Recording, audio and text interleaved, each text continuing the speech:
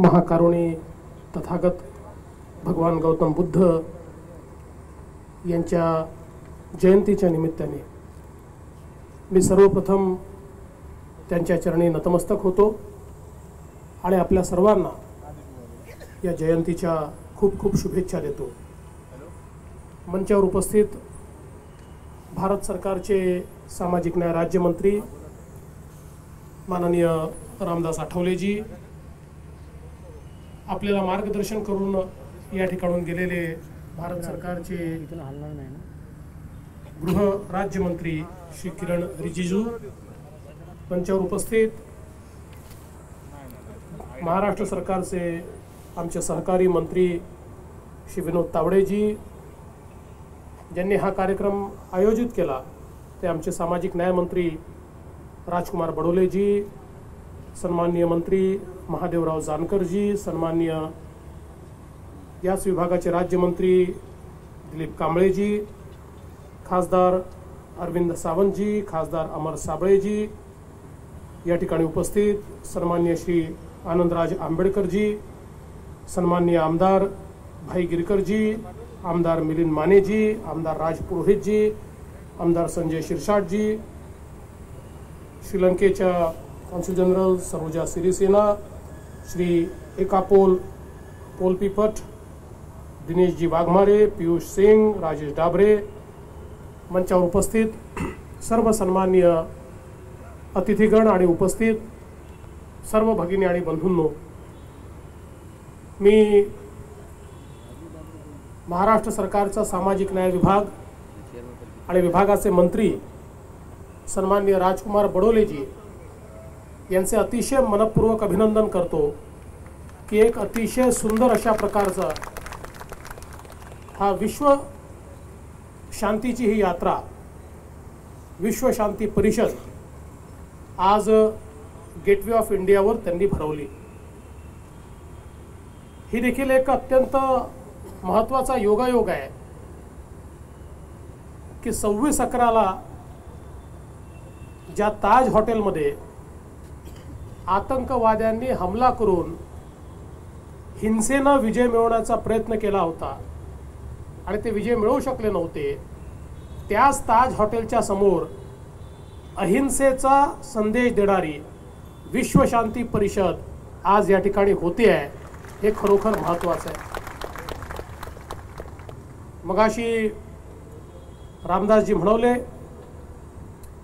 की जगामध्ये मोठ्या प्रमाणात युद्ध सुरू आहे, पाकिस्तान असेल, अनेक देश असतील, या देशामध्ये मोठ्या प्रमाणात हिंसेची प्रवृत्ती आहे। पण जगाच्या इतिहासामध्ये आपण हे बघितलं आहे की तलवारीनं जग जिंकण्याचा प्रयत्न करणारे जेवढे म्हणून सेनानी जगभरामध्ये गेले, त्यांच्यातला कोणीच जगावर विजय मिळवू शकला नाही। आणि बहुतांश लोक पराजित जर कुठे झाले असतील तर या भारत भूमीमध्ये आल्यानंतर ते पराजित झाले आणि तलवारीच्या जोरावर जग जिंकता येत नाही, हे सत्य जगाच्या इतिहासानं स्पष्ट केलं। पण त्याच वेळी तलवारीशिवाय विचाराने, अहिंसेनं, शांतीनं, संस्कारानं हे जग निश्चितपणे जिंकता येतं, हे तथागत भगवान गौतम बुद्धांनी आपल्याला दाखवून दिलं। आणि जगामधल्या पुढारलेल्या देशांमध्ये त्यांनी कितीही प्रगती केली तरी देखील त्या प्रगतीच्या मागे आज जे अधिष्ठान आपल्याला दिसतं ते तथागत भगवान गौतम बुद्धाच्या धम्माचं अधिष्ठान आपल्याला दिसतं।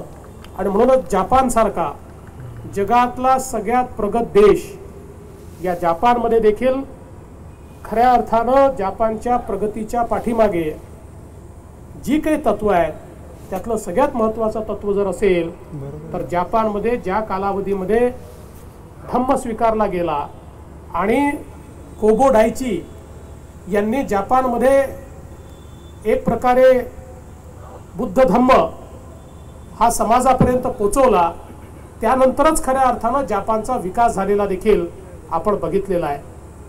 रामदासजींना आणि मला जपानमध्ये जाण्याची संधी मिळाली त्या ठिकाणी कोयासान विद्यापीठामध्ये डॉक्टर बाबासाहेब आंबेडकरांच्या पुतळ्याचं अनावरण आम्ही केलं आणि त्यावेळी कोबो डायची यांच्या जिवंत समाधीकडे, बोधिसत्व अवस्थेत कोबो डायची आहेत असं समजलं जातं, त्या ठिकाणी देखील आम्ही गेलो आणि खऱ्या अर्थानं त्या ठिकाणी गेल्यानंतर तिथल्या जनमानसावर धम्माचा किती मोठा परिणाम आहे हे आम्हाला पाहताना अत्यंत आनंद वाटला आणि ते सातत्याने त्यांच्या प्रत्येक इतिहासामध्ये, प्रत्येक बोलण्यामध्ये, जगातल्या सगळ्यात प्रगत राष्ट्रातील प्रत्येकाच्या बोलण्यामध्ये सर्वात जास्त उल्लेख जर कुठला होत असेल तर तो भारताचा होत होता, तो बुद्धाचा होत होता, तो धम्माचा होत होता, तो या परंपरेचा होत होता. मला असं वाटतं की हा विजय कधीही तलवारीने मिळाला नसता, पण तो बौद्ध आणि भगवान बुद्धांच्या विचाराने आपल्याला मिळाला. आणि आज जपानमध्ये देखील अशाच प्रकारे हा विचारांचा विजय आपल्याला पाहायला मिळतोय. मी चीनमध्ये गेलो होतो आणि चीनमध्ये गेल्यानंतर त्या ठिकाणी ड्यूनहॉंगला मी गेलो. ड्यूनहॉंग हे एक जगातलं जगप्रसिद्ध अशा प्रकारचं लेण्यांचं स्थान आहे आणि इतक्या मोठ्या प्रमाणात जगातले पर्यटक त्या ड्यूनहॉंगमध्ये त्या लेण्या बघण्याकरता जातात. मंगोलियाच्या बॉर्डरवर या लेण्या आहेत आणि त्या ठिकाणी गेल्यानंतर मला बघून इतका आनंद वाटला. या सगळ्या बौद्ध लेण्या आहेत आणि या लेण्यांमध्ये गेल्यानंतर तिथला इतिहास ज्यावेळेस बघितला त्यावेळेस असं लक्षात आलं की या ज्या लेण्या तयार झाल्या, आपल्या ज्या अजंताच्या लेण्या आहेत त्या अजंताच्या लेण्यावरनं ज्याला पुराण जुना सिल्क रूट म्हणायचे, त्या सिल्क रूटने जाणाऱ्या व्यापाऱ्यांनी तिथलं अजंताच्या लेण्यातलं जे काही आर्ट होतं ते शिकले आणि ते घेऊन गेले आणि त्यांनी ड्यूनहॉंगला जाऊन तशाच्या तशा या लेण्या तयार केल्या. अजंताच्या लेण्यांचा रेप्लिका हा चीनमधल्या ड्यूनहॉंगच्या लेण्यांमध्ये आपल्याला पाहायला मिळतो आणि त्या माध्यमातून जवळजवळ या ठिकाणी जर आपण बघितलं तर 15,000 किलोमीटर हा सगळा प्रवास करत हा सगळा धम्म त्या ठिकाणी नेण्याचं काम त्यांनी केलं.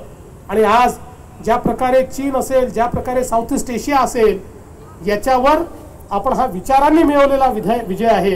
हा खऱ्या अर्थानं भगवान गौतम बुद्धांनी जे विचार दिले त्या विचाराच्या आधारावर शांतीने मिळवलेला जो विजय आहे तो विजयच चिरकाल टिकणारा विजय आहे. आणि म्हणून जे आता रामदासजी म्हणाले आम्हाला युद्ध नको, आम्हाला बुद्ध हवा आहे, खऱ्या अर्थानं जगालाही युद्ध नको आहे, जगालाही बुद्ध हवा आहे, बुद्धाचा विचार हवा आहे, हे आपण सगळ्यांनी निश्चितपणे या ठिकाणी लक्षात घेतलं पाहिजे. आणि म्हणून या विश्वशांती परिषदेच्या निमित्ताने ही आपली देखील जबाबदारी आहे की भगवान गौतम बुद्धांचा विचार हा सामान्य माणसाला आचरणात आणण्यासारखा विचार आहे. हा कर्मकांडापासून दूर आहे.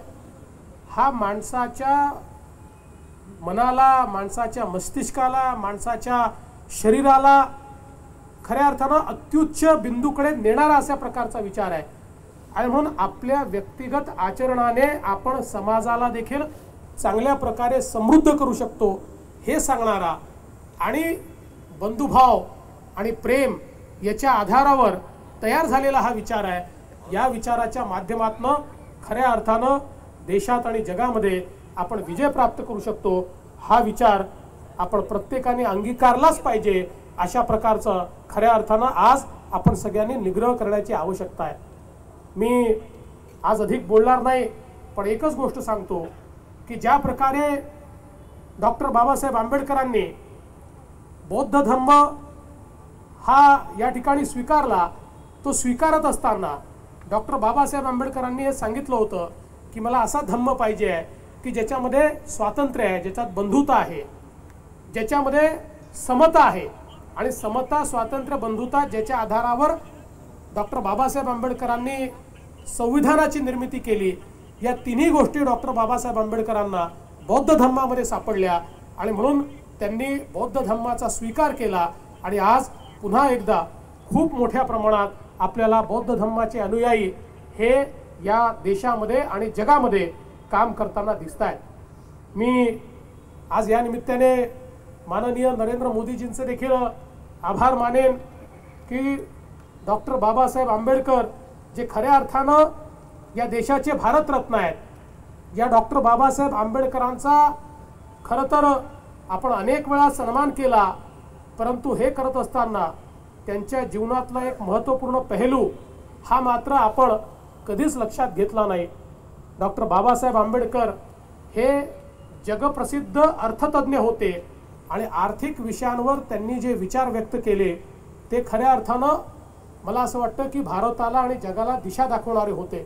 किंबहुना विदेशातनं आर्थिक विषयावर डॉक्टरेट मिळवणारा हा पहिला भारतीय व्यक्ती होता आणि म्हणून डॉक्टर बाबासाहेब आंबेडकरांच्या या आर्थिक विचारांना देशामध्ये त्याच्यावर आधारित आपल्याला आर्थिक रचना करता येईल अशा प्रकारचा प्रयत्न हा नरेंद्र मोदीजींनी सुरू केला।